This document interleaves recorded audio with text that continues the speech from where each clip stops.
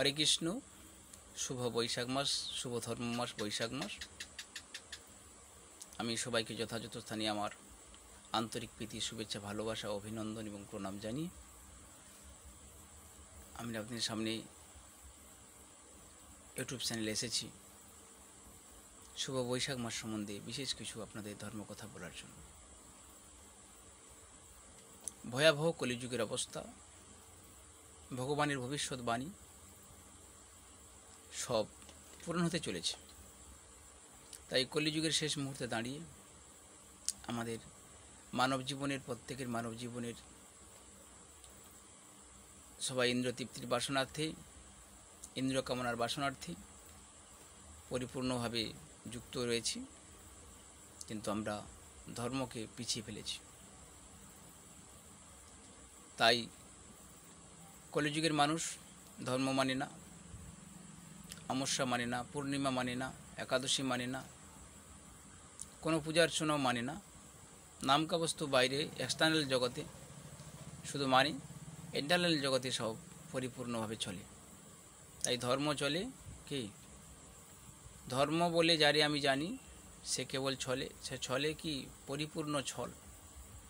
তাই ধর্মকে আমরা মানছি না, ধর্মকে আমরা মানার জন্য আমাদের এই সমস্ত অধপতিত।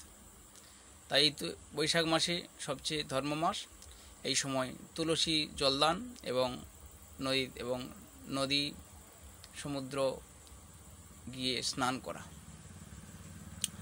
এবং এই মাসেই আমাদের অক্ষয় তৃতীয়া হবে, চন্দনযাত্রা। সেই সময় গোপালের গায়ে চন্দন লেপন করে, বিগ্রহ গায়ে চন্দন লেপন করে তাকে রাখতে হয়। কেন? অতিরিক্ত গরমের জন্য। যদিও 3 দিন আমাদের গরম পড়েছে, এখন চন্দনযাত্রা শুরু হয়নি, কিন্তু বৈশাখ মাসে তুলসী বৃক্ষেতে আপনারা প্রচুর পরিমাণে জলদান করবেন। এবং এই মাসে জলদান করলে তুলসীর মধ্যে, তুলসী বৃক্ষের গোড়ায় 33.5 কোটি তীর্থস্থান, হিন্দু সনাতন ধর্মে যে তীর্থক্ষেত্র রয়েছে সেগুলি বিরাজ করে।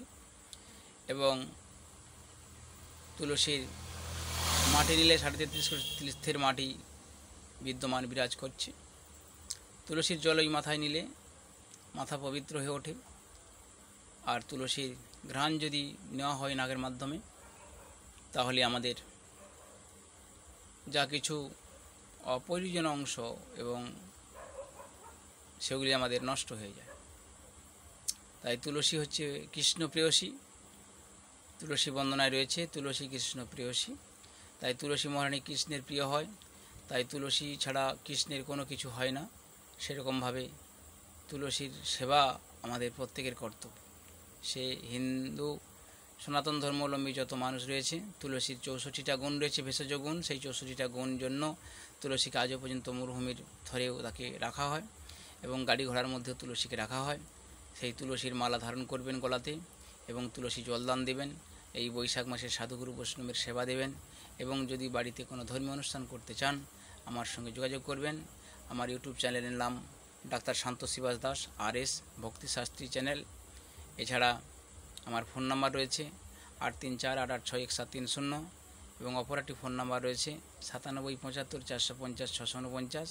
এই নাম্বারে সত্ত্বর যোগাযোগ করে ভজন কীর্তন সহ ভাগবত পাঠ আপনারা পরিবেশন করার জন্য সুযোগ লাভ করতে পারেন। এবং এই কলিযুগে শুদ্ধ বৈষ্ণবের প্রাদুর্ভাব সবচেয়ে কম। আমি আপনাদের বলতে পারি, মহাপ্রভু যে স্বয়ং বলেছেন আচার করিয়া করিয়া প্রচার। কলিযুগে আচারের মাধ্যমে তার ভক্তি থাকে।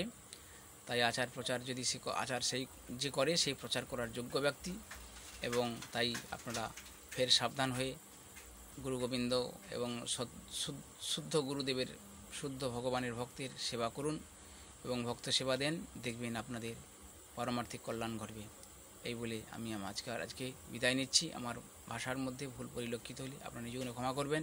এবং আমার এই চ্যানেলকে আপনারা অতিরিক্তভাবে সাবস্ক্রাইবার এবং লাইভ, এছাড়া ভিউজার করে যাবেন, তাহলে যাতে আমি এই ক্ষুদ্র